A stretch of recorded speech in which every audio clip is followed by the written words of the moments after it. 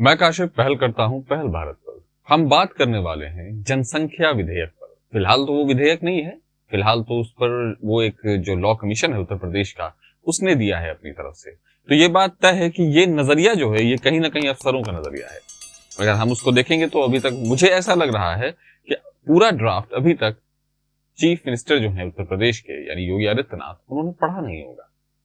क्योंकि वो बात जो एक समाज की जो समरसता होती है या जो एक प्रैक्टिकलिटी होती है, जो व्यवहारिक बात होती है, जो अक्सर अफसरों से ज्यादा नेताओं को समझ आती है, वो बात इसमें नहीं है। एक बच्चे को प्रोत्साहित किया जा रहा है, 2 बच्चे को आखिरी माना जा रहा है, उसके बाद के लोगों को जिस तरह मतलब एक तरह से यहाँ उत्तर प्रदेश में उनको इलीगल माना जा रहा है। वो सरकारी नौकरी नहीं कर पाएंगे, लोकल जो बॉडीज हैं उनके इलेक्शन यानी कि जो स्थानीय निकाय उनके इलेक्शन नहीं लड़ पाएंगे, उनको प्रमोशन नहीं मिलेगा। 77 योजनाएं ऐसी हैं राज्य सरकारों की जिसमें उनके लिए कुछ भी नहीं होगा, कोई प्लानिंग नहीं होगी। होम लोन्स में उनको सुविधाएं नहीं मिलेंगी, नौकरियों में जैसे मैंने आपको बताया प्रमोशन नहीं मिलेंगे, उनको कई तरह के जो योजनाएं और परियोजनाएं राज्य सरकारों की तरफ से आती हैं उसमें उनको कोई भी बेनिफिट नहीं मिलेगा। मतलब आधा नागरिक हो जाएंगे वो। एक जो वेलफेयर स्टेट यानी कि कल्याणकारी राज्य का जो हमारे यहाँ कॉन्सेप्ट है वो कहीं ना कहीं टूट जाएगा उत्तर प्रदेश में। अलग अलग संस्थाओं ने, अलग अलग ऑर्गेनाइजेशंस ने सरकार मतलब इस लॉ कमीशन के इस एक रिकमेंडेशन को बहुत ही क्रिटिसाइज किया है। इसमें सबसे जो आगे है और सबसे मुखर अंदाज में कर रहा है वो है विश्व हिंदू परिषद। विश्व हिंदू परिषद ने कहा है कि ये अव्यवहारिक और बहुत ही खतरनाक है। अब हम लोग देखते हैं सबसे पहले कि क्या ऐसी बातें हो सकती हैं। और मैं आपको ये बताऊं, ये पॉपुलेशन, ये इंटरनेशनल पॉपुलेशन, अंतरराष्ट्रीय जनसंख्या दिवस के दिन योगी जी ने इसको एक तरह से अनाउंस किया है कि हम ऐसी पॉलिसी लाएंगे, ऐसे कानून लाएंगे। और कई बार लोग कह रहे हैं, कई लोग ऐसा कह रहे हैं जो इस फैसले को बिल्कुल अंधों की तरह सपोर्ट कर रहे हैं बिना किसी लॉजिक और रीजनिंग के।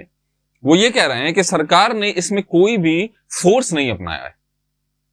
आप सरकारी नौकरी नहीं देंगे, आप स्थानीय निकायों के इलेक्शन में उनको पार्टिसिपेट नहीं करने देंगे, आप उनको योजनाओं में लाभान्वित नहीं होने देंगे, आप उनको लोन्स को सही कंडीशन पे नहीं मिलने देंगे। इसी को फोर्स कहते हैं। हमेशा गोली चलाकर फोर्सफुल काम नहीं कराती है सरकार। इस तरह की पॉलिसी भी सबसे पहले आपको याद होगा, इस तरह के जब भी कुछ कानून आए हैं तो नागरिकों को सबसे पहले उनके नागरिक होने के अधिकार से ही वंचित किया गया है। इस जनसंख्या विधेयक को जो जनसंख्या विशेषज्ञ हैं अनिल चौधरी, उन्होंने कहा कि ये उनकी जबान है कि ये बिल्कुल ही किसी राजनेता का नहीं हो सकता, इसको अफसरों ने तैयार किया है, इसलिए बहुत अव्यवहारिक है कई मामलों में। इसमें तो कोई दो राय नहीं है कि अभी भारत फिलहाल जिस स्थिति में है उस स्थिति में हमें जनसंख्या एक्सप्लोजन को रोकना होगा।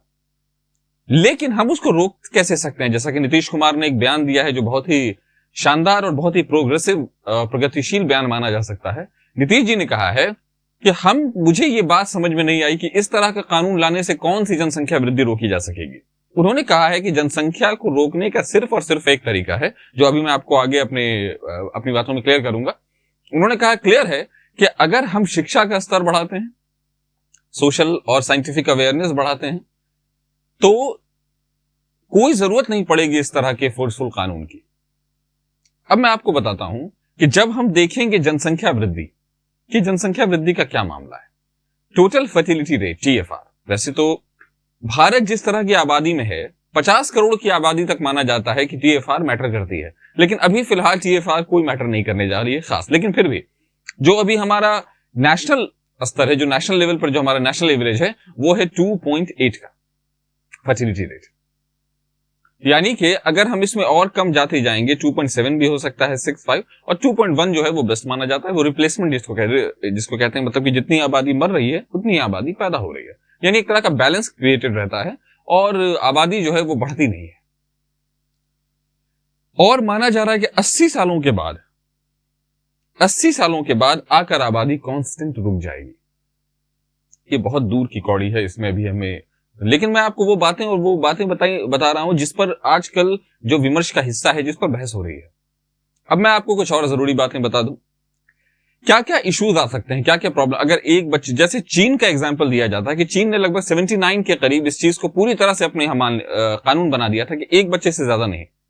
उसका नतीजा ये हुआ कि चीन की पूरी सामाजिक व्यवस्था बिगड़ कर रह गई। एक बार एक बहुत इंपॉर्टेंट कि चीन में क्या होने लगा कि बहुत सारे बूढ़े लोग, चूंकि अब होता क्या था कि उनको सरकारों ने एक बच्चे पैदा करने की इजाजत दी, उन्होंने एक बच्चे पैदा किए, एक बच्चे को दुनिया में लाया, लेकिन वो बच्चा जब कल को कहीं या तो बाहर चला गया या तो उस शहर से बाहर चला गया जहां के लोग थे, तो यानी उसके जो पेरेंट्स थे वो बिल्कुल अकेले हो गए। और एक बात जो एक और बहुत बड़ी समस्या शुरू हुई, एक बच्चे के चीन जैसे स्टेट में जहां बहुत हद तक हमारे यहां से कहीं ज्यादा बेहतर स्थिति है जेंडर जो इनइक्वालिटी है उस मामले में, लेकिन फिर भी वहां लड़कों की तादाद इतनी बढ़ गई उस दौरान कि लड़कियों की संख्या घट गई। होने क्या लगा, कई बार यह आरोप लगा कि लड़कियों को पैदा होने पर बहुत कम संख्या में इसे लेकिन चीन में मारा गया, फेटिसाइड हुआ, पता लगाया गया उसका जेंडर, उसका सेक्स, और उसको मार दिया गया अगर वो लड़की हुई, यानी इस क्राइम को बढ़ावा मिलेगा। कई बार ऐसा हुआ कि तो जब चीन जैसे देश में यह स्थिति बन सकती है, चीन ने जब इसको खत्म कर दिया, और अभी मैं आपको कानून बताऊं कि चीन ने भी 2 महीने पहले यह कानून बनाया है कि 3 बच्चे अगर आप पैदा करेंगे तो आप राष्ट्र सेवा करेंगे। हम क्यों इतना अनप्रोग्रेसिव हो रहे हैं, हम क्यों उस तरफ जा रहे हैं जिसको सारी दुनिया छोड़ रही है। ईएमआई में भी यही मामला है, उन देशों ने ईवीएम में वही मामला, ईवीएम मशीन को छोड़ दिया जिन्होंने ईवीएम बनाया था। अब हमें यह देखना होगा, हमें यह समझना होगा किन आधारों पर हम ये कोशिश कर रहे हैं, किन आधारों पर हम इन चीजों को देख रहे हैं। क्या हम सबक नहीं ले रहे? अब मैं 2-3 चीजों से और भ्रम जो प्रोपेगेंडा है उसको खत्म करने की कोशिश करूं। इसको हिंदू मुस्लिम एंगल से कहीं ज्यादा जरूरी है देखना, गरीब और अमीर तबके के बीच में। आप देखेंगे जहां जो तबका गरीब है हिंदुस्तान का, उसकी आबादी अभी भी 3.5 बच्चों की है, 3.5 है। लेकिन जो बिल्कुल आप अगर ये देखेंगे कि शुरुआत में लगभग जिस लेवल का चल रहा था उसमें हिंदू और मुसलमानों का TFR में 5 पॉइंट कुछ मुझे याद नहीं आ रहा, 5.6 और 5.7 का था जो मुस्लिम थे, और हिंदू थे लगभग 4.5, और उसी तरह हिंदू थे लगभग 5, वो कुछ कम थे। अभी जो 15 से 17 तक का जो आंकलन है, जो सांख्यिकी जो स्टैटिस्टिक्स आई है उसके मुताबिक, जो डेटा आया है उसके मुताबिक मुसलमानों में प्रजनन दर और घट गई है। नेशनल एवरेज में आप जो भी, अगर आप हिंदुस्तान के जो मुस्लिम बहुल इलाके हैं या मुस्लिमों की आबादी कंपैरेटिवली वहां ज्यादा है, जैसे कि बंगाल है 27%, असम है 26%, और भी ऐसे कश्मीर है जहां वो मेजॉरिटी में है, वहां आपको पता है नेशनल एवरेज से भी कम है TFR। यानी कि ये प्रोपेगेंडा रॉन्ग है। ये ना ही हिंदू का मामला है ना ही मुसलमानों का मामला है, ये मामला है देश की उस आबादी का जो गरीब है, जिसके पास रिसोर्सेस कम है, जिसके पास उन चीजों को इस्तेमाल करने के साधन कम है। अच्छा, एक बात और आती है, क्या अभी जिस तरह की आपातकालिक सिचुएशन है, जिस तरह का माहौल है, कोरोना का दौर है, रिसोर्सेस खत्म हो गए हैं, सरकार बिल्कुल नाकाम है रोजगार देने में, क्या अभी अचानक पता चला है सरकार को कि पॉपुलेशन एक्सप्लोजन हुआ है हमारे यहां? नहीं ना। यानी ऐसी बातें उस वक्त, यानी अभी इलेक्शन होने वाला है उसके मद्देनजर चल रहा है ये। हमें सोचना होगा इस पर। क्या हमें इतना धूर्त समझती हैं सरकारें कि सब भूल जाएंगे, सारे मौत के आंकड़े, सारी लाशें जो गंगा में बह रही थी वो सब भूल जाएंगे ये? हमें ऐसा करना चाहिए? हम इतने बेवकूफ हैं? हम आज की आवाम हैं, हम आज के वोटर्स हैं, हम आज के यूथ हैं, हम आज के लोग हैं। जनसंख्या बिल्कुल बढ़ रही है, समस्या है। जनसंख्या मुसलमान नहीं बढ़ा रहा है, जनसंख्या हिंदू नहीं बढ़ा रहा है, जनसंख्या बढ़ा रहे हैं यहाँ के गरीब, वो लोग जिनको अवेयरनेस नहीं, यानी कि अवेयरनेस बढ़ाने से जनसंख्या घटेगी। मैं गरीब लोगों को नहीं बोल रहा, मैं ये कह रहा हूं कि जिनके पास ज्ञान कम है, जिनके पास नॉलेज कम है। ये फैक्ट है, हमें मानना होगा कि यहाँ का जो तबका गरीब है वही इलिटरेट भी है, वही निरक्षर भी है, तो अभी उस पर काम करना होगा। 19 तारीख को जनता से जो खास राय मसौदा पे मांगी जाती है वो मांगी गई है। वो मसौदा तो तैयार है, लेकिन अगर आप वो पूरा मसौदा पढ़ेंगे, वो आप देख सकते हैं लॉ कमीशन की वेबसाइट पे वहां डाला हुआ है, आप चाहें तो वो निकाल कर पढ़ सकते हैं, लेकिन उसमें कई चीजें आपको बिल्कुल अव्यवहारिक लगेंगी। अभी हमें जनसंख्या कंट्रोल करने के लिए अवेयरनेस बढ़ाना चाहिए। हम असफलताओं को क्यों धर लेते हैं? जब एक देश ने उसको एक तरह से मतलब उसको अपनाया और अपनाकर फेल हुए, तो हमें सीख लेनी चाहिए ना उनसे।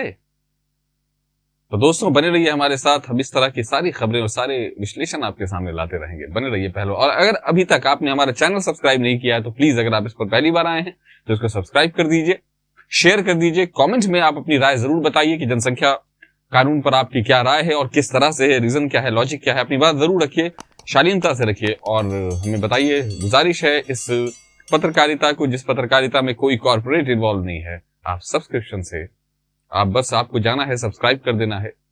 बेल आइकन इसलिए दबा दीजिए कि जब भी हमारा कोई वीडियो आए तो आपको फट से पता चल जाए। तो दोस्तों बने रहिए पहल भारत के साथ।